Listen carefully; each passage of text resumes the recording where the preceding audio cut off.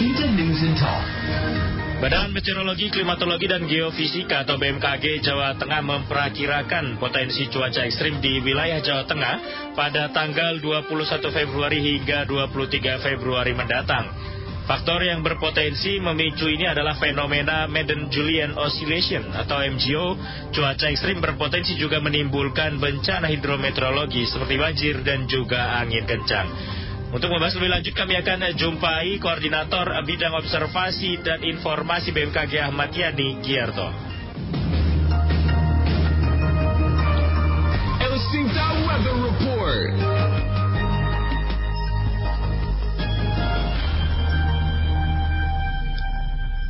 Pak Giarto, ini sampai 23 Februari akan diprediksi cuaca ekstrim ya Pak Giarto. Ini apa yang menyebabkan bisa kembali lagi nih muncul cuaca ekstrim? Dari sebelumnya kan awal tahun kemarin juga ada ya informasi cuaca ekstrim di wilayah Jawa Tengah. Iya, terima kasih Mas Muhammad. Selamat siang pendengar Elsinta. Selamat siang. Jadi memang sebenarnya inilah fase ketika kita mau meninggalkan musim penghujan. Jadi kita hingga akhir Februari ini masih dalam fase meningkatnya curah hujan akibat proses mau meninggalkan musim penghujan tadi. Beberapa faktor yang menyebabkan memang karena adanya sirkulasi atau tekanan rendah di selatan Khatulistiwa yang menyebabkan terjadinya konvergensi atau pengumpulan massa udara di wilayah Jawa Tengah akibat bertemunya massa udara dari daratan Asia dan juga daratan Australia, perairan Australia. Hal itu bisa meningkatkan curah hujan yang ada di wilayah Jawa Tengah pada khususnya, dan juga beberapa fenomena atmosfer lainnya seperti tadi disebutkan Madden-Julian Oscillation, dan juga memang masih menguatnya monsun Asia seperti itu. Tapi ini berarti efeknya akan ke hujan, curah hujan yang meningkat berarti ya Pak Giarto ya?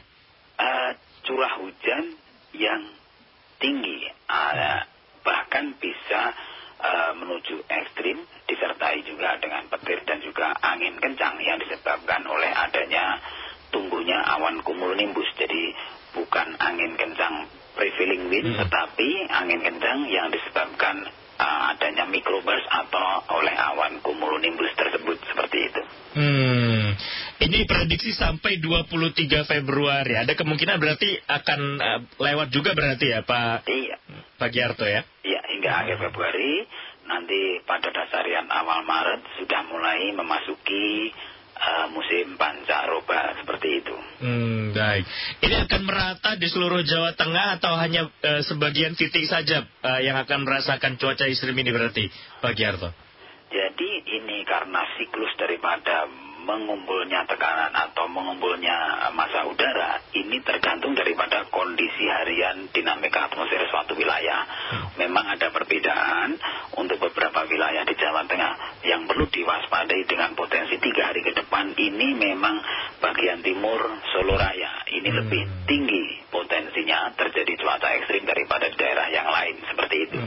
Kalau ini kan biasanya cuaca ekstrim ini yang biasanya cukup diwaspadai kan daerah pegunungan ya Pak ya. Bagaimana dengan nasibnya nih masyarakat di Pegunungan Tengah, Pak, Kabupaten Magelang, mungkin Wonosobo, Banjarnegara, apakah juga terdampak cuaca ekstrim ini Pak? Jadi ketika potensi hujan di pegunungan memang tidak se-ekstrim, jadi curah hujannya tidak se-ekstrim wilayah timur dan juga sebagian Solo Raya tadi.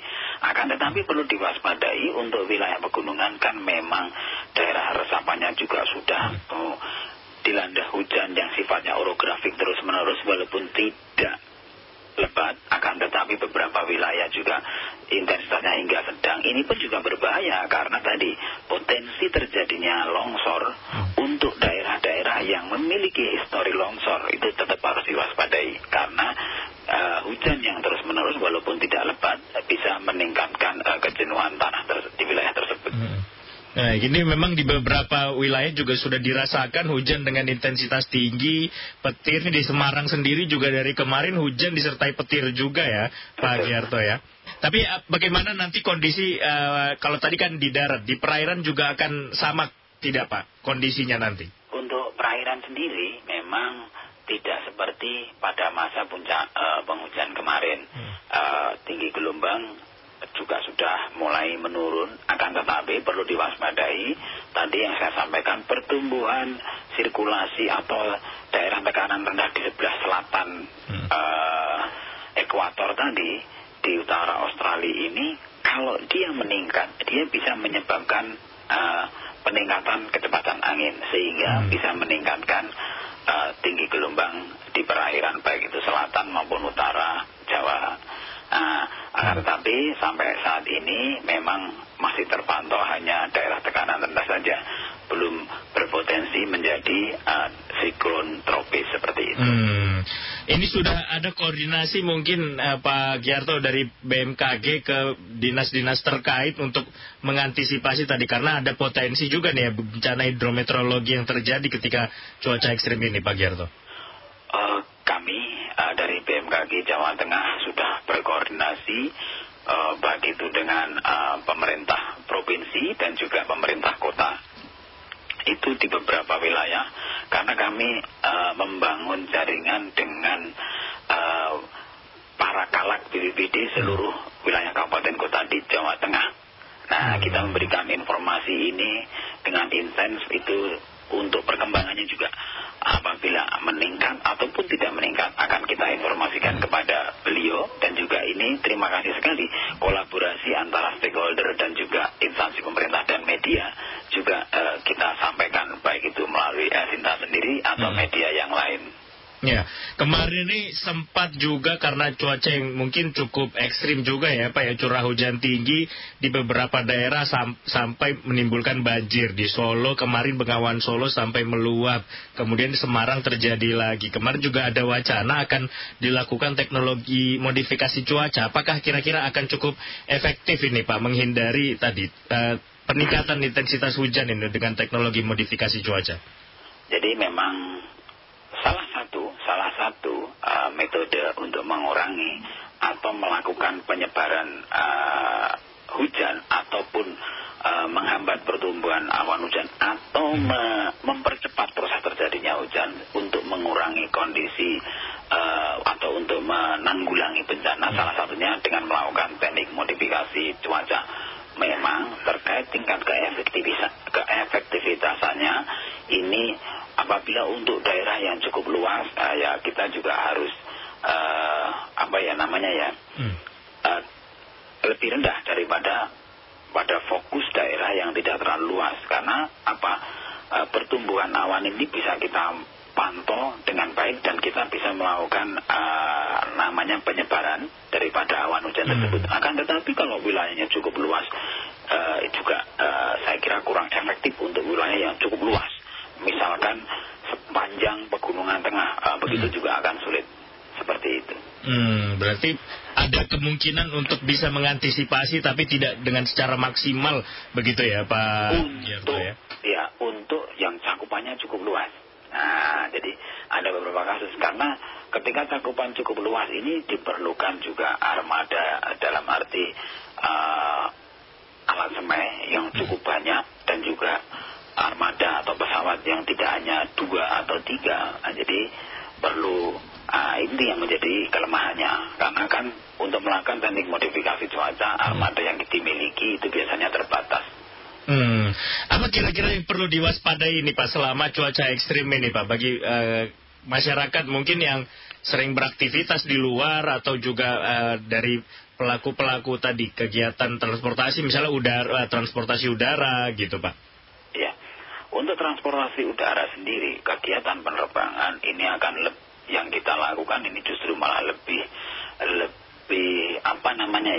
kita lebih detail lagi dalam memberikan informasi cuaca. Ini kalau di Bandara Ahmad Yani sendiri kita memberikan informasi cuaca itu per 30 menit dengan apabila ada perkembangan di tengahnya pun kita akan menginformasikan. Karena apa? Karena memang regulasinya jelas sekali dan itu dipatuhi komunitas penerbangan yang ada di seluruh dunia.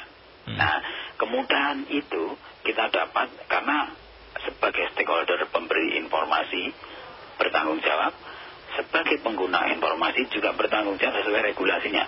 Nah, ini yang kita harapkan juga kepada masyarakat di seluruh wilayah Jawa Tengah. lebih aware terhadap informasi ataupun lebih aware terhadap lingkungannya terkait dengan efek daripada cuaca ekstrim. Karena apa? Masyarakat itu juga akan lebih tahu siklus yang ada di daerahnya. Jadi melakukan kegiatan pihak kapan, bulan apa, bagaimana, masyarakat juga akan tahu itu. Tetapi ketika dia tidak aware, itu akan beresiko. Nah, ketika dia aware atau memperhatikan informasi yang diberikan oleh BMKG dengan siklus bencana yang ada di wilayahnya, minimal itu bisa mengurangi kerugian baik itu material atau imaterial seperti itu. Baik, terakhir mungkin Pak Giarto ya, imbauan bagi pendengar El Sinta, mungkin masyarakat yang sampai beberapa hari ke depan akan beraktivitas di luar untuk tetap menjaga dirinya supaya tadi tidak mungkin terhindar dari cuaca ekstrim ini, Pak. Ya, jadi Jawa Tengah pada prinsipnya adalah Jawa Tengah itu gudangnya bencana. Lebih dari 80% bencana yang disebabkan yang terjadi di Jawa Tengah ini disebabkan oleh bencana hidrometeorologi. Dengan kondisi seperti ini, saya minta kepada masyarakat di wilayah Jawa Tengah untuk tetap mewaspadai cuaca ekstrim yang bisa menimbulkan bencana di wilayah Jawa Tengah dengan tetap menyayangi bumi, tanah, dan sungai. Karena cuaca ekstrim itu tidak akan menjadi permasalahan apabila kita memberikan jalur yang tepat untuk kondisi tersebut. Jadi sayangi tetap bumi, tanah, tadi hutan dan juga sungai kita. Karena salah satu yang menyebabkan mensupport cuaca ekstrim adalah meningkatnya gas rumah kaca. Ini bisa diatasi dengan baik ketika bumi, tadi hutan dan juga sungai ini kondisinya cukup bagus seperti itu. Baik, terima kasih banyak atas informasinya. Harapannya masyarakat bisa mengantisipasi lebih dini supaya tidak terjebak cuaca ekstrim ini, begitu Pak ya, dan tidak ditakuti juga oleh masyarakat cuaca ekstrim, bisa menyesuaikan diri. Ya. Terima kasih banyak, selamat siang Pak Giarto, selamat kembali bertugas, salam sehat selalu. Sama-sama, salam sehat. Demikian pendengar, Koordinator Bidang Observasi dan Informasi BMKG, Giarto. El Sinta Semarang News and Talk.